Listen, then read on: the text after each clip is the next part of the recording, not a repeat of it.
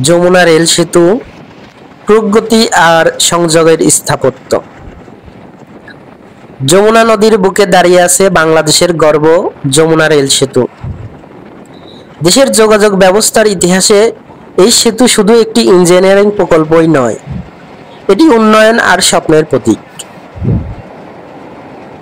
1998 সালে যমুনা বহুমুখী সেতু নির্মাণের মাধ্যমে পূর্ব ও পশ্চিম বাংলার মধ্যে সড়ক ও রেলপথের সেতু বন্ধন স্থাপন হয়।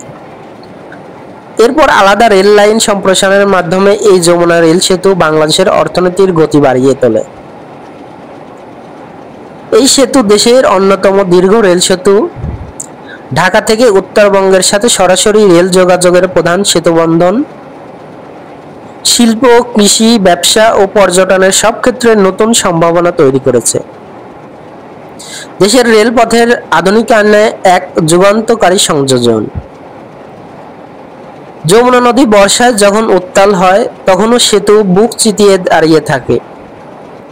ট্রেনের ছুটে চলা ইঞ্জিনের শব্দ আর লোহার পাতের কম্পন যেন ঘোষণা করে, এগিয়ে চলা বাংলাদেশকে কেউ থামাতে পারবে না।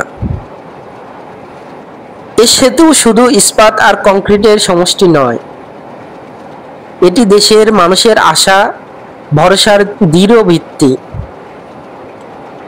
উত্তরবঙ্গের কৃষক যখন তার উৎপাদিত সহজে ধান সবজি পৌঁছে দেন, কিংবা কোনো শিক্ষার্থী স্বপ্নের শহরে পড়তে আসেন, তখন এই রেল সেতু নীরবে তাদের পথ চলার সাথী হয়ে থাকে।